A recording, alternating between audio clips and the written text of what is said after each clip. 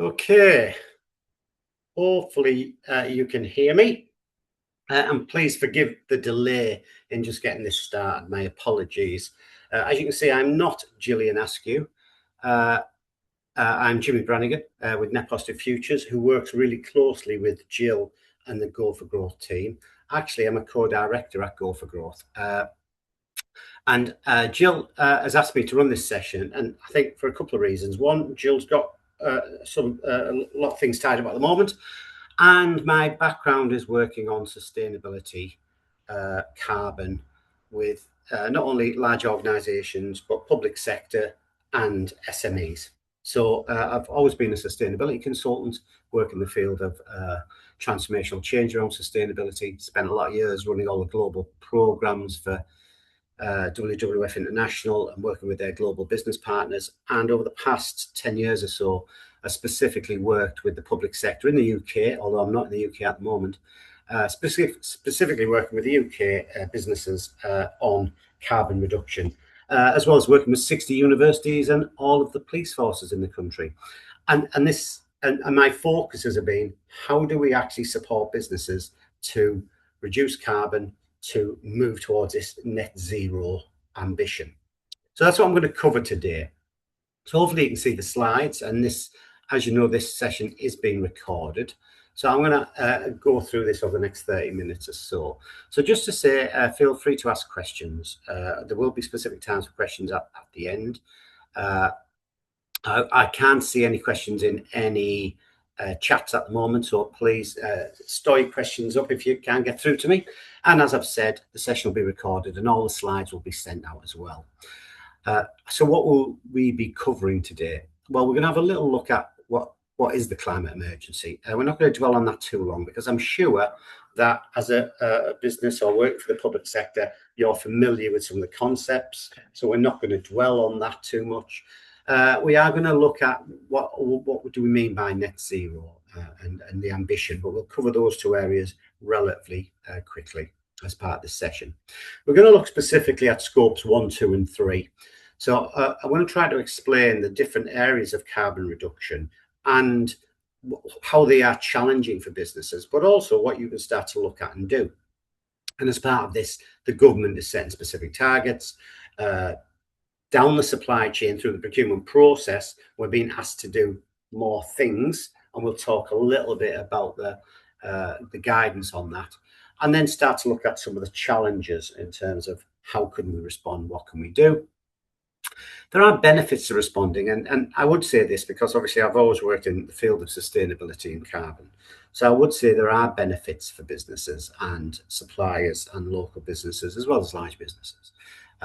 It's almost moving beyond just being a benefit to actually there's a disbenefit unless we are engaged, because especially if we're working with or for the public sector, then we're being asked more and more to do this. So we're going to look a little bit around the benefits. But as a starting point, I would also say that actually there are expectations around carbon reduction and net zero.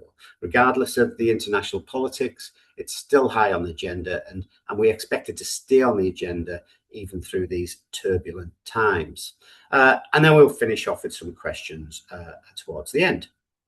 So what we're talking about climate emergency and the definition of climate emergency.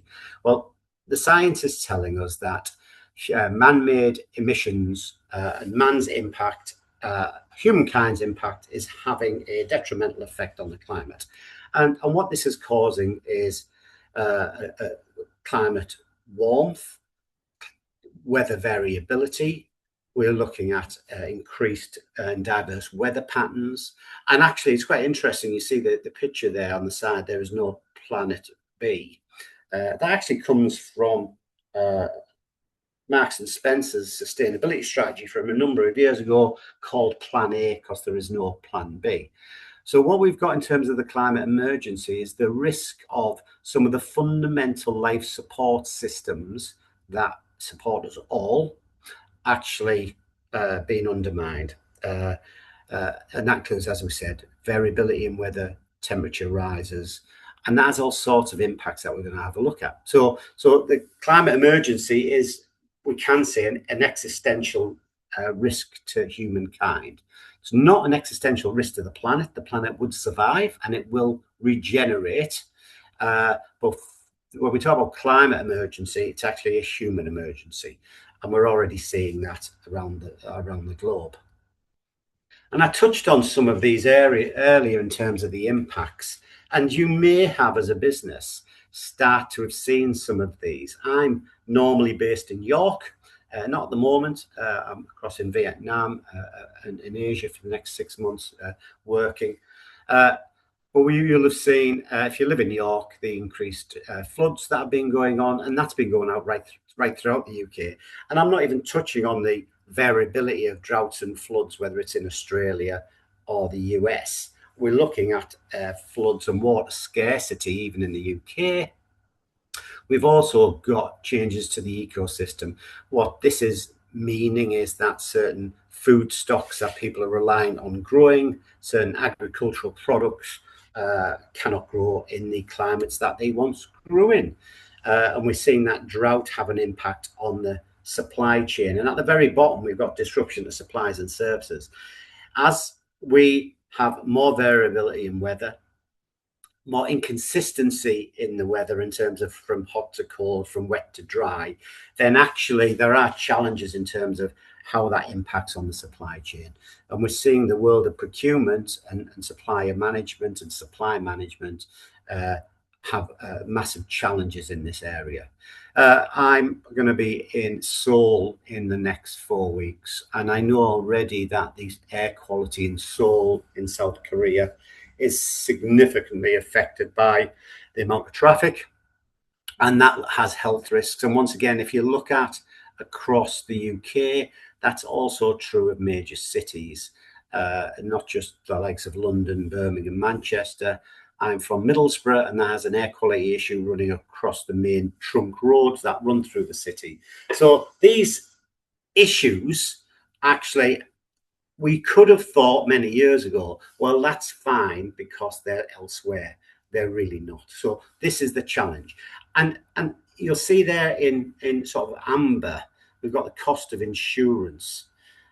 Now, we're seeing the cost of insurance rise on everything at the moment. And that, in terms of business insurance, is also going to be an issue. Where we have greater risk, we have greater risk coverage in terms of cost. So these are some of the challenges. And in responding to this climate emergency, we have over the years seen a significant response from the public sector. Not just the public sector, but the government as a whole, in terms of setting those targets of net zero by 2050 or a 45% reduction by 2030. You've got over 300 local authorities have declared a climate emergency. The NHS has recognised the impact of this, and it's recognised the impact because it actually has an impact on the health service when we start to look at health and the impacts of ill health and pollution, for example. The universities UK and UK universities have signed up to tackle climate emergency, and the APCC with the National Police Chiefs Council and Blue Light Commercial have launched policing decarbonisation programme across the sector. Go for Growth, who this presentation is from, and myself also work with the wider public sector on carbon reduction, Barnsley Council being one, universities, as well as research councils, looking at how do we reduce Scope 3, and I'll explain what Scope 3 is in a moment. So this climate challenge, this climate emergency, as well as a human emergency I've already outlined earlier, but I'll go one step further and talk about the challenge of a natural emergency in terms of ecosystems. So climate's part of it, but the fundamental ecosystems that we all require to survive are all being challenged. And the public sector as a whole is actually responding to that. So I just mentioned the targets. So what are the targets for net zero? Well, by 2050, public sector is looking to be, and the UK is looking to be net zero. That is a significant challenge. Let's see how it is. It's a real challenge. And then 45% reduction in CO2 by 2030 is the subsidiary challenge, if you like, as well. Now, one of the reasons this is so significant of a target is that when we look at where our carbon emissions come from, they come from a variety of sources, which are both within our control and outside of our control. So these targets are quite challenging. All we can do is do our bit as a business.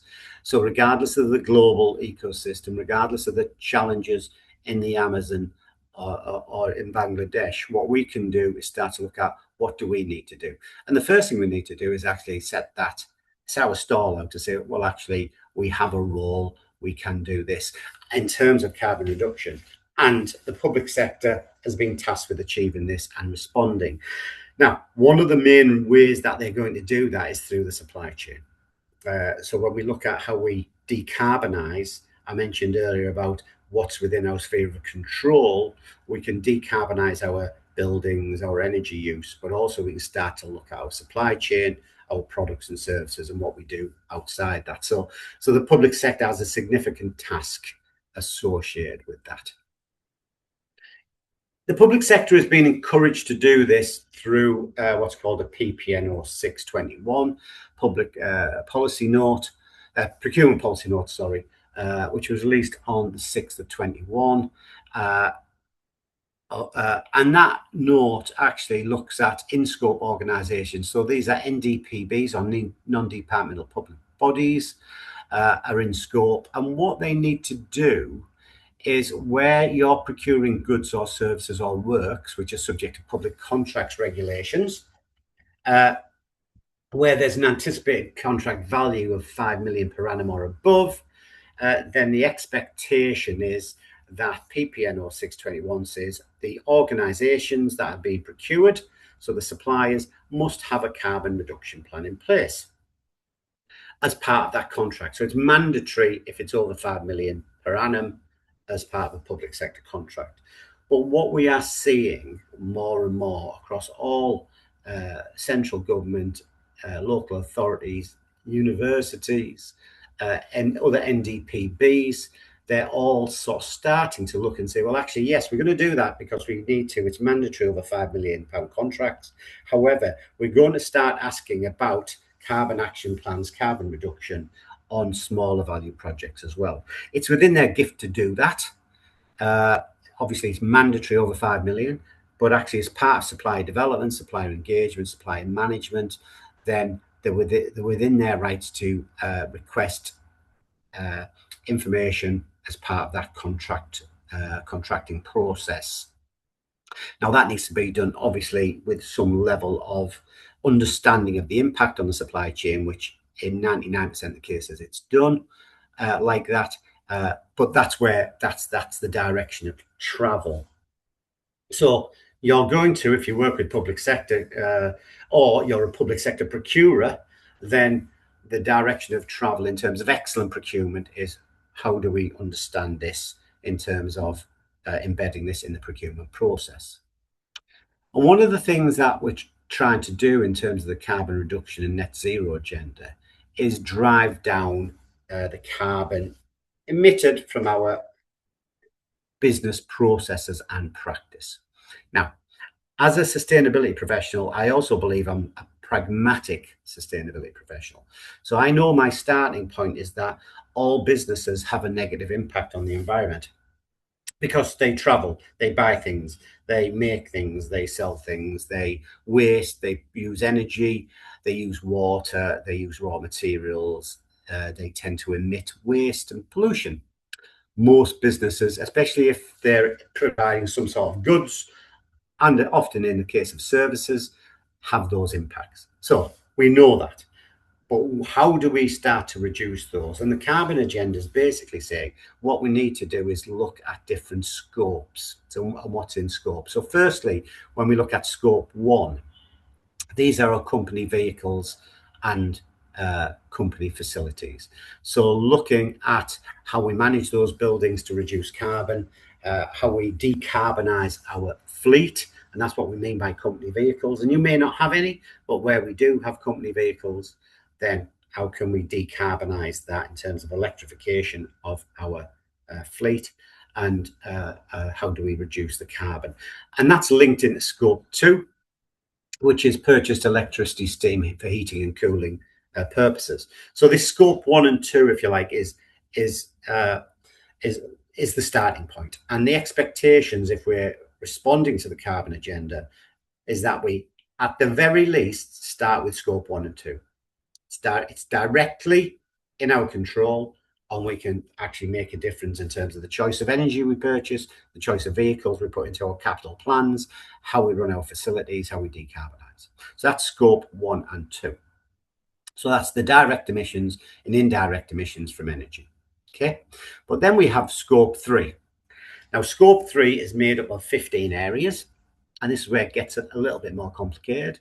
And these areas are both indirect, sort of upstream activities, and indirect downstream activities. Now, they tend to have a bigger association with organizations that produce products. However, if you're a service organization, there are still things there. And if I just run through some of them to give you an idea. Now, the purchase goods and services, where we look at here in terms of goods and services on upstream activities, these are the things that we buy from our suppliers. So as part of our scope 3 impact, our carbon impact, we're expected to take responsibility for some of our suppliers' scope 1 and 2, at the very least, in scope 3 carbon. That's often anything between 80 and 90, up to 80 and 90% of our portion of our carbon. So the public sector, that's why they're interested in suppliers, because they know that a lot of the carbon impact is linked into the upstream activities. But then we've got things like capital goods, so the goods that come in, the fuel and energy related to upstream activities, transportation, waste. And then we have things that lots of organizations have. If you don't produce goods, we have business travel, employee commuting, and any leased assets that you have. And that's upstream. And then on downstream, we look at transport and distribution of goods, processing of sold products, because we actually might sell raw materials that are then processed, use of sold products, and then the end of life of those. And once again, we might have some leased assets, and looking at our franchises and investment if we're a franchisee type organization. Investments you might be aware of is thinking about how do we actually invest our monies for the business or our pension funds in a sustainable way, looking at ethical investing to decarbonize our investment portfolio. So none of these are straightforward. What I would say is that a good commitment as an organization, at the very least, looks at our scope 1 and 2 activities, because we can control those. And the Cabinet Office guidance suggests that actually, to have a robust carbon action plan, we should be looking at least 5 of the other scope 3 areas. Okay, so looking at 5 of those areas. The easier ones to calculate and look at first are employee commuting, business travel. If we have any, if we produce any goods, maybe looking at transportation in, transportation out, and obviously the big impact area is purchase goods and services. So you don't not expected to have these all overnight, but actually starting to look at the scope 3 areas as well as 1 and 2 is a sensible strategy, because you will get asked more and more about it. I mentioned there around purchase goods and services, and this is a particularly challenging area, to be honest. And just once again, as part of this very much introductory session around carbon and net zero, just to highlight really that when we calculate the carbon impact of our supply chain, often that's done on a spend-based methodology, right? Very briefly, what's a spend-based methodology versus primary data? So primary data, obviously, is where we look at our supply chain and we ask them for their carbon footprints. So tell us your carbon, and then we can do some calculations based on what we spend with that supplier, and then we can claim some of their carbon for part of our reporting purposes.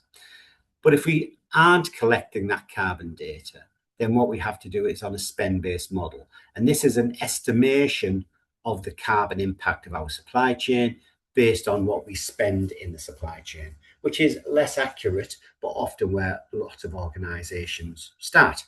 So that's one of the challenges. Do we collect all the data, or do we do it based on a intelligent estimation, but an estimation nonetheless? Secondly, lots of business, especially SMEs, have not calculated the carbon footprint. In some of the research we've been doing, there's about 75% of the SMEs we're working with, and that's out of a sample size of around 1,000, haven't calculated the carbon footprint. Not even scope 1 and 2. So there's a challenge there. So we need to work with the marketplace, public sector work with suppliers working with public sector to actually get that journey underway. As an SME, and we are an SME, we also know, working in this field, there's so much information out there, but not a lot of clarity. On this agenda, it's become a bit of a minefield. And that minefield is so people can sell SMEs products and services. I'm a little bit skeptical about the lack of information, because whilst it is a complicated area, it can be made more easier to understand. But I don't see that at the moment. And obviously, Go for Growth, that's what we're trying to do as part of this as well. And lastly, in terms of selling offsets. So if someone's actually trying to get you to calculate your carbon footprint, then instantly sell you offsets, I wouldn't be heading down that route. Offsets are something you would do at the end of a carbon reduction journey. So buying offsets now and saying we're carbon neutral doesn't quite cut it in terms of actually our business approach to this. I have seen some businesses that have done that, but in terms of moving forward, carbon reduction is the key. And then if we need to offset later down the line, finding the right types of offsets that suit our business, are ethical and transparent, is absolutely key. So what we need to do all the time is make sure on the carbon agenda that we're aware of all these things. And that's what I've tried to do here in terms of the starting point for the overview, is to say, well, actually, this is the broad issue around carbon, impact in the long term, existential threat. We know that we work with the public sector, and so we have some scope, or we are public sector organisations, we have some spoke of some sphere of influence. And certainly when we start to look at the carbon scopes 1, 2, and the 15 scope 3 areas, we'll have more influence in certain areas. But we always start with what we can control, and that's absolutely really important. So we start small and we start with what we can control. In terms of the way we think about this as part of a broader commitment, and as I said, we're Net Positive Futures, work with Go for Growth as part of Go for Growth. We talk about, and this is something to think about. I mentioned earlier on that all businesses have negative impacts. We do. How do we reduce them is key.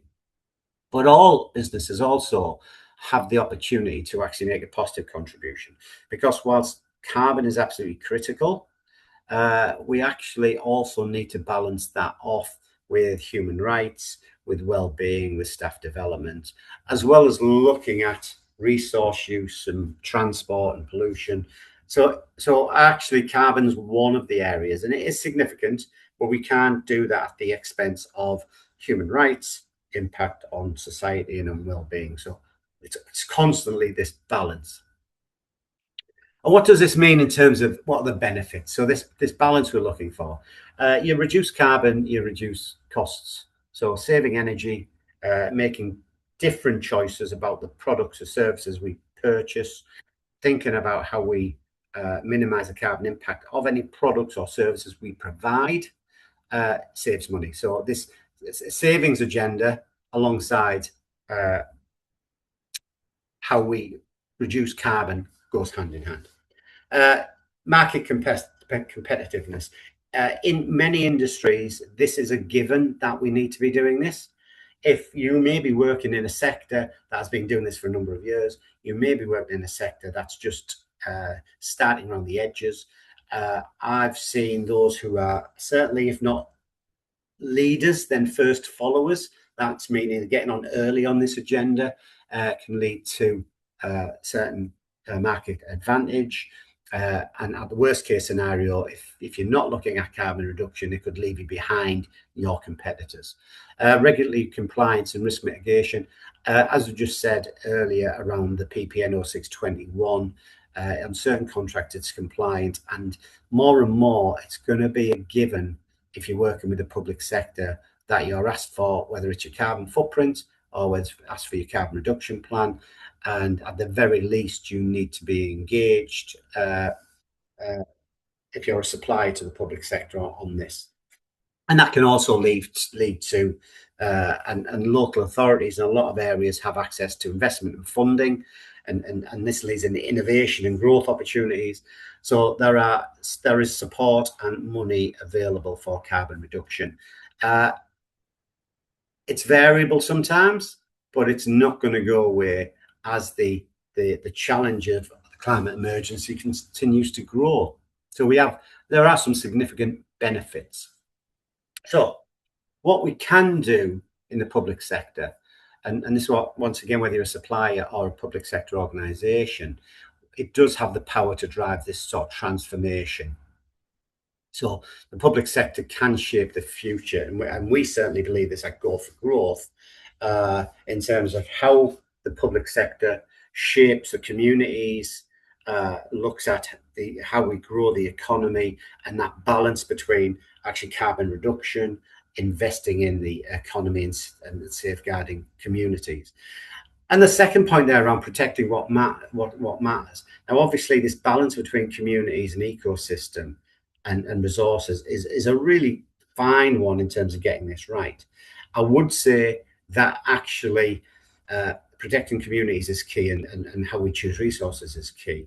Fundamentally, ecosystems keep us all alive and keep the planet functioning. And a good friend of mine used to say, when he spoke to audiences, you can't do business on a dead planet. So if we have fundamental collapse in any ecosystems that we're seeing already in certain parts of the globe, then that has a major impact. So we need to think about what actually matters as well.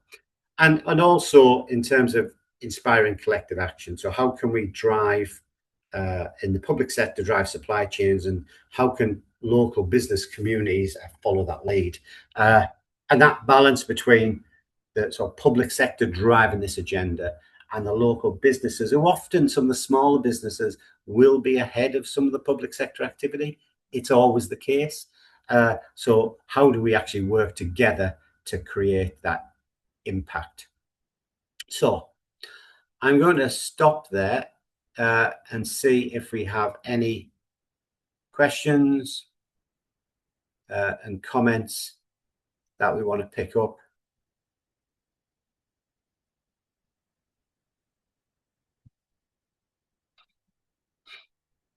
So I'm back on. The meeting's been recorded. Any question and answers that we can, are only open questions.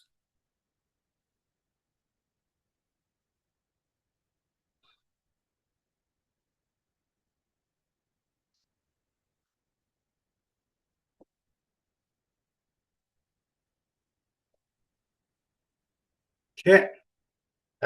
Hopefully you can see me okay. I'm just trying to check in the chat. Okay, any questions, comments, thoughts? We've got a couple of minutes. Once again, please forgive the delay. All of the information will be sent out to all attendees. If you have a look at the Go for Growth website, hopefully you've been there before. All the resources are free on that website. All the support is free. So please get in touch if there's anything at all. As there doesn't seem to be any questions, I'll probably close it there. Thank you for your time. As I said, the recording and the slides will be sent out. Okay, everyone, take care and enjoy the rest of your day.